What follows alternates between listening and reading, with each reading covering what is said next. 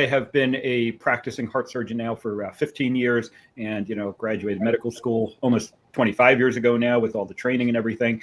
And so I've performed over 3,000 heart surgeries, and obviously I'm intimately familiar with heart disease, the number one killer in the United States and worldwide.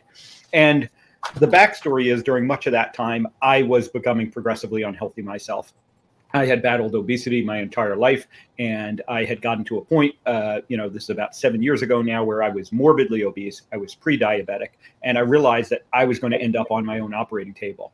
But I was really at a loss about what to do, because I was doing everything I'd learned in school and all the advice I was giving my patients, eat the low-fat diet, count your calories, eat according to the food pyramid, and it was failing me, and it was failing my patients.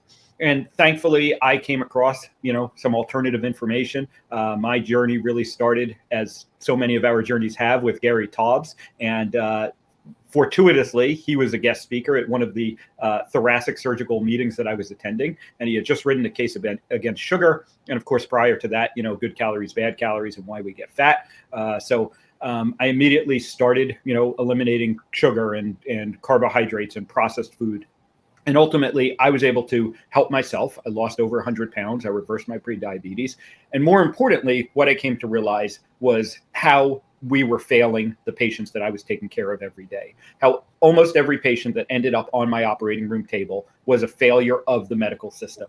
And, this narrative that had been built around, cholesterol, and the only way to prevent heart disease is by lowering your cholesterol, as we're going to get into, is just simply not true.